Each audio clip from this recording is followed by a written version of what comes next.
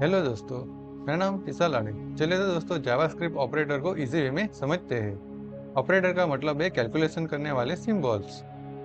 दोस्तों हमारे पास 5 ऑपरेटर होते हैं। पहला है एडिशनल ऑपरेटर, दूसरा है सब्ट्रैक्शन ऑपरेटर, तीसरा है हमारा मल्टीप्लिकेशन ऑपरेटर, चौथा है डिवीजन ऑपरेटर और लास्ट है हमारा कंपैरिजन ऑपरेटर।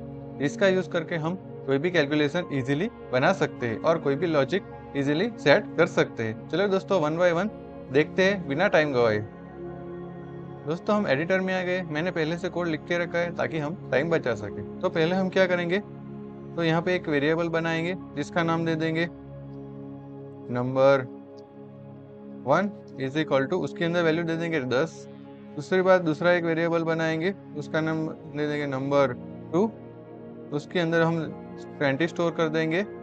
उसके बाद हमें एडिशन करवाना है। पहले हम एडिशन करवाते हैं, जैसे कि नंबर 1 प्लस नंबर 2 सेमीकोलन। इससे क्या होगा कि हमारा नंबर 1 और नंबर 2 का एडिशन हो जाएगा, जिसे हमें डिस्प्ले करवाना है। तो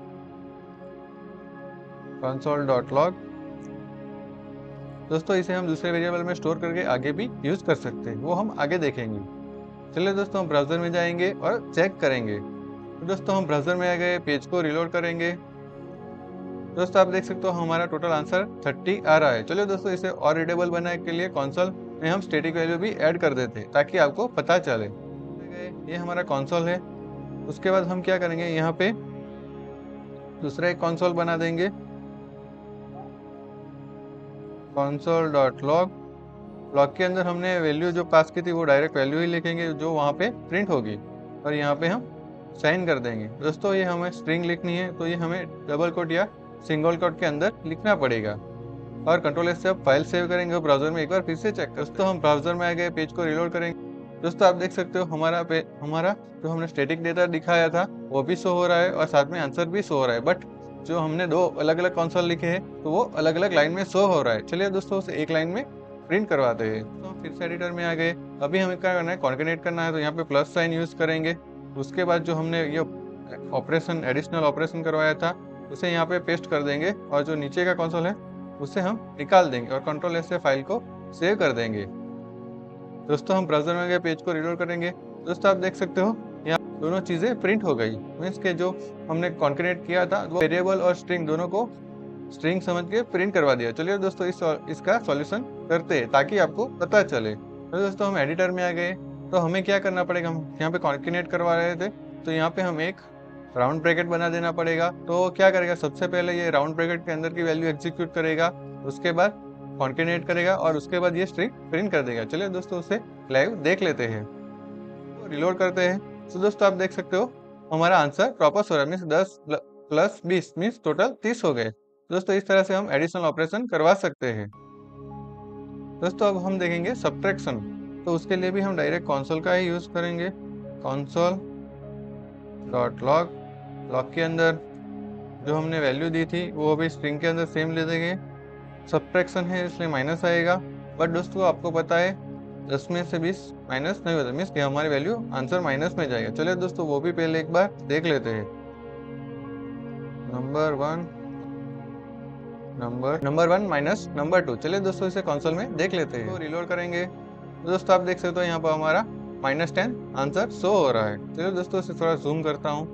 -10 शो हो रहा है क्योंकि 10 में से 20 माइनस होगा तो -10 ही आंसर आएगा। चलिए दोस्तों इसे सही कर देंगे।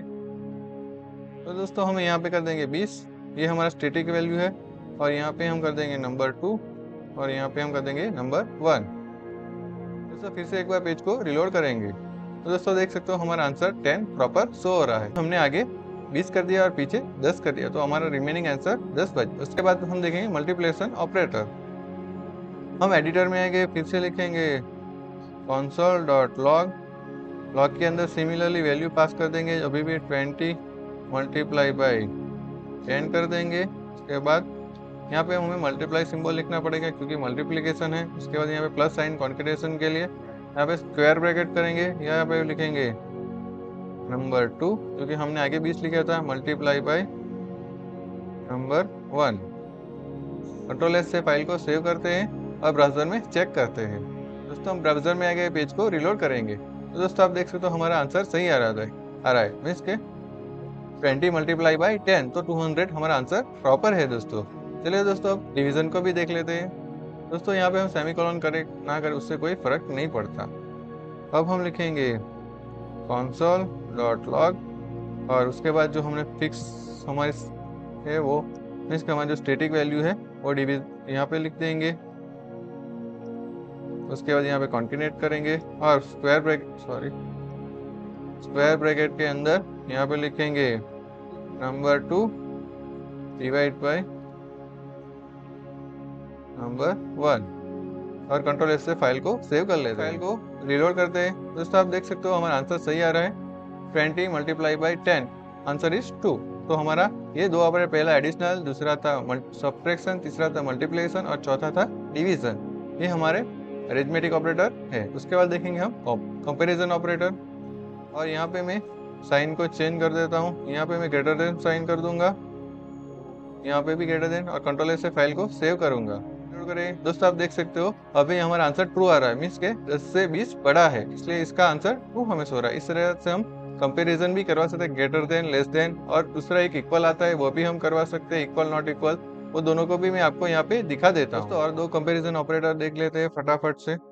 एक है equal to sign equal operator, एक दूसरा है not equal operator. Control S से फाइल को सेव करेंगे और ब्राउजर में देख लेते हैं। पेज को रिलोड करेंगे तो दोस्तों आप देख सकते हो दोनों इक्वल नहीं है, मीन्स फॉल्स आ रहा है। इक्वल चेक करवाए तो फॉल्स आ रहा है और नॉट इक्वल चेक करवाया तो ट्रू आ रहा है। इस तरह से हम कंपैरेटर ऑपरेटर का भी यूज कर सकते हैं, ऑपरेटर, कंपैरिजन ऑपरेटर और रियल लाइफ एग्जांपल के साथ। Thank you for watching, happy coding.